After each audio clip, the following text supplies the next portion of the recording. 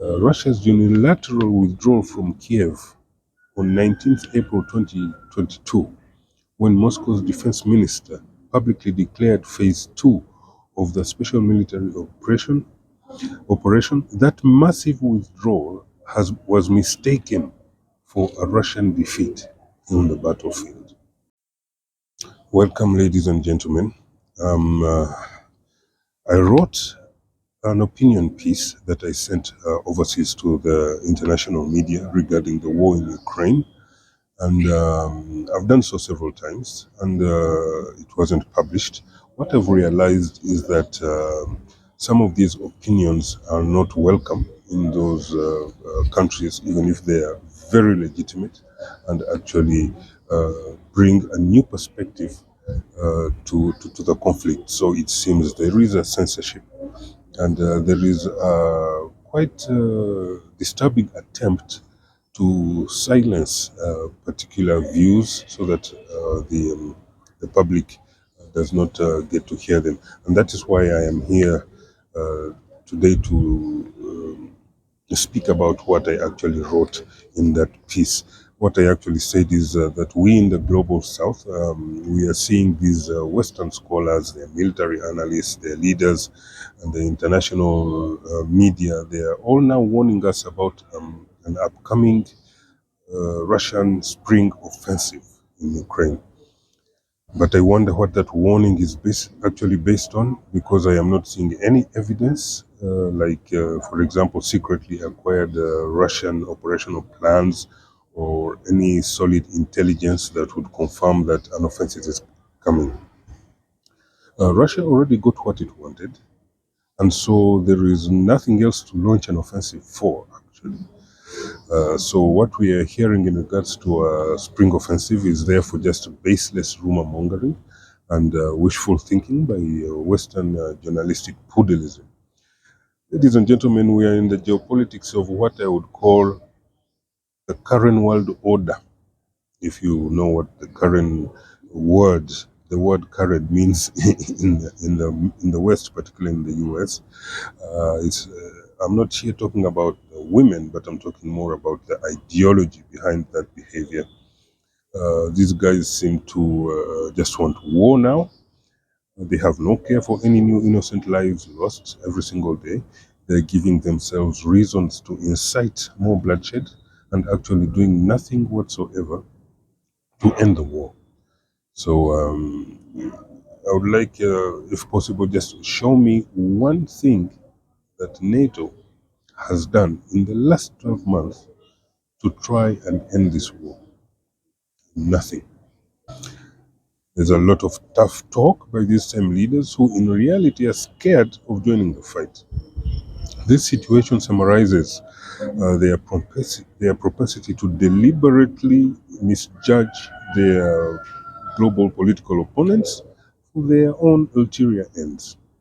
But it also exposes the West's ostrich politics when it comes to actually facing not only the conflict, but also everything that has led to it and what needs to be done to end it.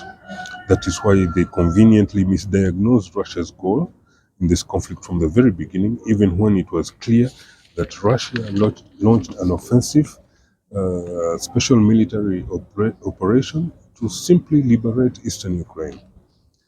Despite my concern for the suffering of the Ukrainian people, we must be absolutely clear about the fact that Western countries and Ukrainian authorities have deliberately spread a lot of disinformation about the progress of the war and Russia's true intentions. And now the allies and their media cannot come out of their misjudgments and related misinformation, and are in fact now just creating new spooky narratives to free billions of dollars for their own goals and for themselves to feel good about their version of the progress of the war. I think I can reliably predict right now that the so-called Russian spring offensive will not take place. And once it doesn't, they will cook up new excuses from thin air, one after the other, so as to try and explain away why it did not happen. That is not journalism. That is a disinformation campaign.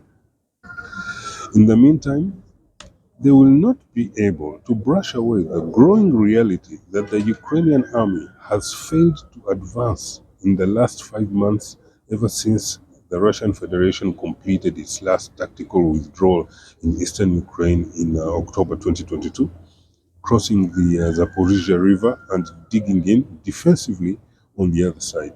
Since then, Ukrainian forces have not advanced an inch anywhere.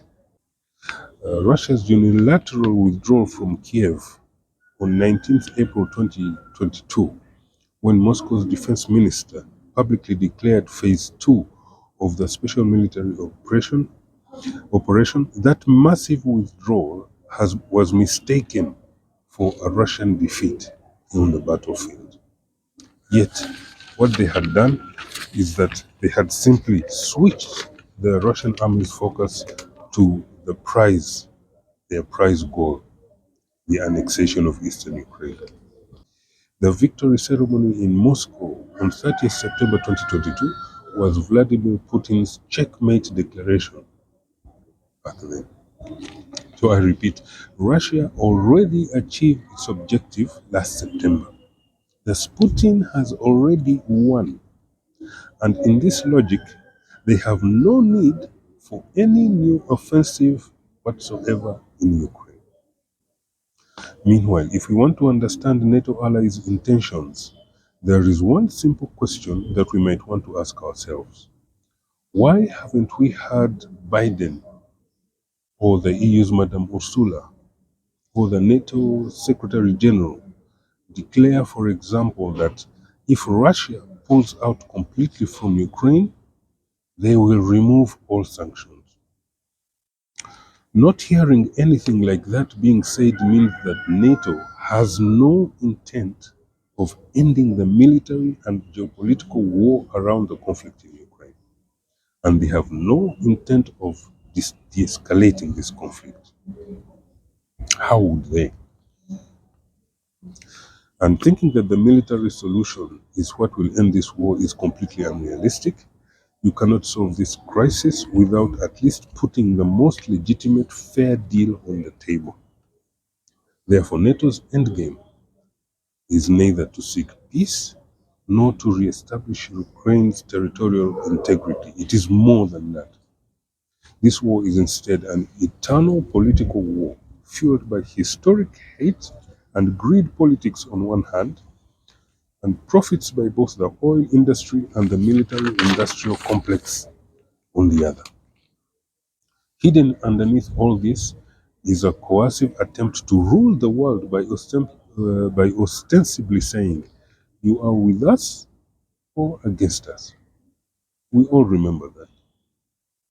All this as the ordinary person and the world's most vulnerable populations continue to suffer from inflation, energy shortages, drought, supply chain dysfunctions, crop failures, and a spiraling cost of living crisis. Therefore, from here in the global south, it looks like the one thing NATO would be completely heartbroken to hear right now is Ukraine talking peace with Russia. Thank you.